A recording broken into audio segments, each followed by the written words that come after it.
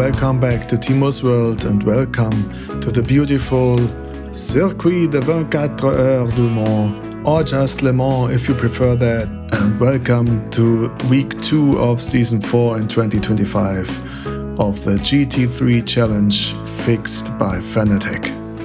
It's a beautiful evening and sunset in Le Mans, and it's a beautiful track of that, I'm sure. But it's a long track, and a track I have never raced before. And while that is almost a poem, this race is really one of the toughest challenges I've been facing so far. 33 turns to learn, lap times of about 4 minutes, and that in the darkness. That means chances are very high that I will mess it up at some point, but let's see. But before we go, if you like the video, you might want to hit the like and subscribe button. That will be greatly appreciated. So, see you after the intro.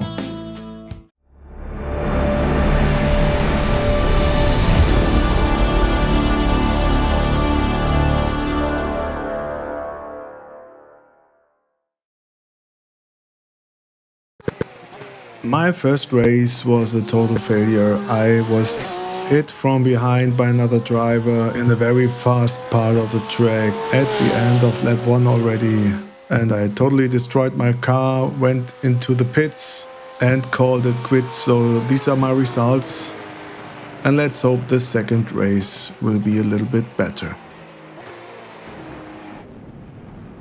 For the second race I qualified on position 10. I was quite happy with that. So let's enter the cockpit and see if I can make it through the first few turns of the lap.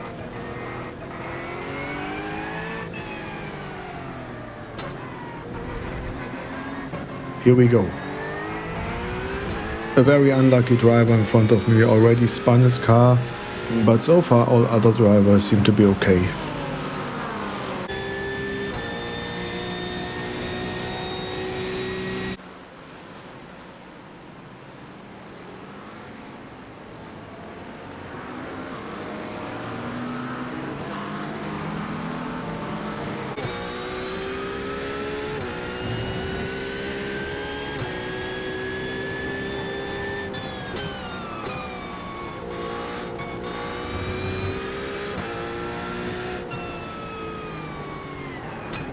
Wow, and what was that about? Let's take a look. The car in pole just loses control and causes a big chaos, which I miraculously survived somehow without any incident and contact.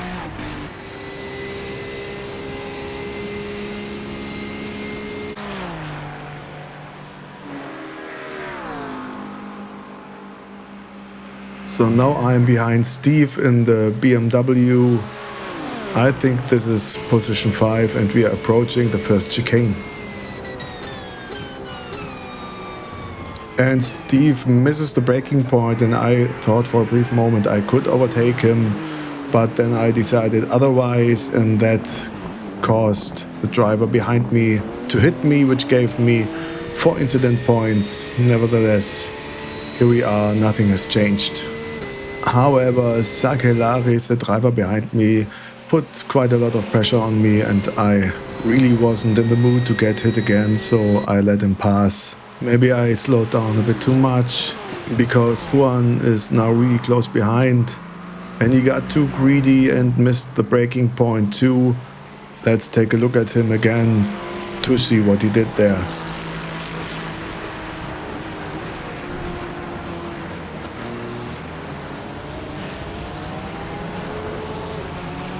Luckily he didn't produce any chaos, but clearly got a time penalty from this. So now for some reason, after the chicane, Steve was really quite slow, and I took the chance here and tried to overtake him.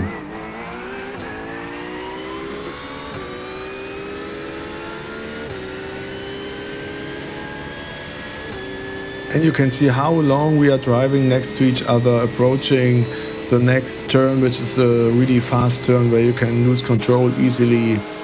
So I was quite a bit frightened here, but everything turned out to be well, and I got his position.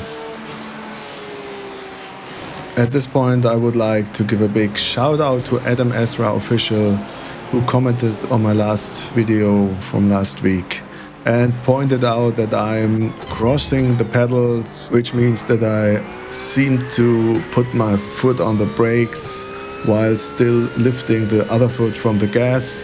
And I'm really trying to focus on this a bit more, so thank you, Adam, for pointing that out. Now we are approaching a really fast combination of turns where you can lose it really easily. You have to be careful with the gas and even more with the brakes, and it was right here where my first race ended because someone hit me from behind, and one mistake here will cost you the whole race.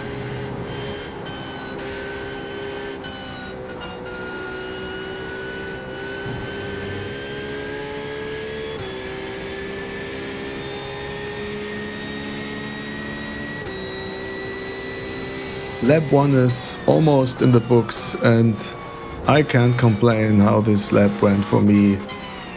I'm still on position 5 as I let one driver pass and then passed Steve myself. But we have 5 more laps to go, I think. And to be honest, I'm now in a position where my lap times are not representative of the position, so I can expect to get some more pressure from drivers behind me.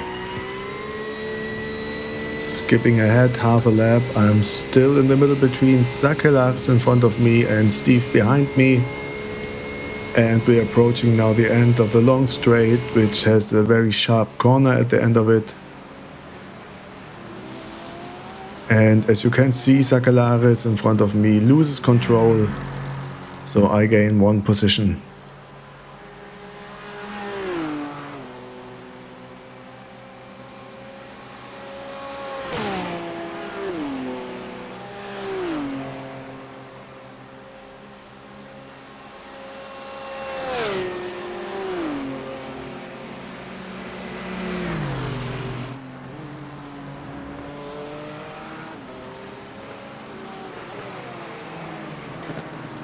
Here I really missed the braking point, got an off track and had to surrender my position to Steve again.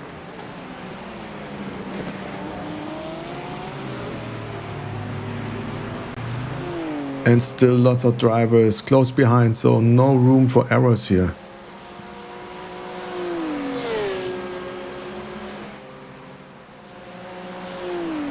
Skipping ahead 1 full lap into lap 3. Now nothing has changed, but as I expected, the pressure from the drivers behind, who are a lot faster than I am, is now real.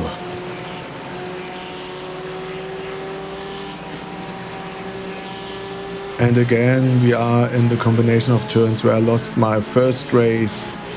So really all I could think about here was, how can I let this faster driver pass without risking any more contact?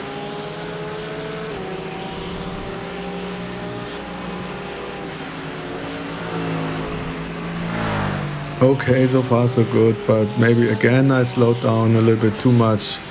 As you can see, 2 other drivers are approaching very fast. And that made me nervous, so I lost the car here completely, but still managed to get back on track without losing any more positions.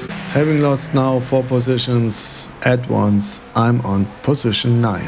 And now I really wanted to keep myself together and not lose any more positions.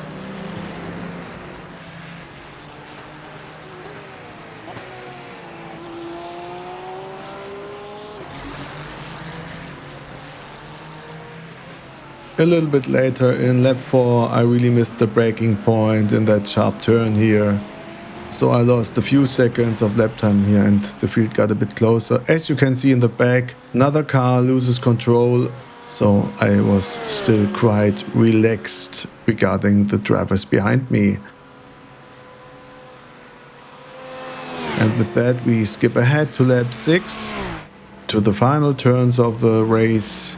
For some reason I'm now on position 8. Some driver in front of me must have lost his car. You might remember Sakelaris from the beginning of the race, who bumped me and whom I let pass and who spun his car then a few laps later. He's again close behind. So I felt some pressure here, and this, as well as the darkness, which made me miss one or the other braking point, caused me to make this mistake here. But luckily I could continue the race, and Sakelaris was luckily not able to steal my position before I crossed the finish line. So I finished indeed on position 8 according to the overlays, and let's take a closer look to the results.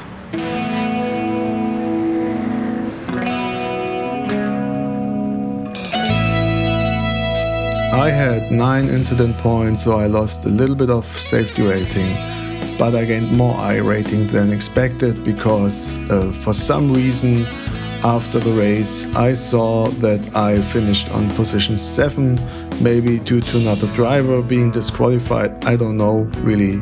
Then I did another race, qualified for position 15 I think, but also finished on position 7, and even more, I had no incidents here, so I gained a lot of safety rating.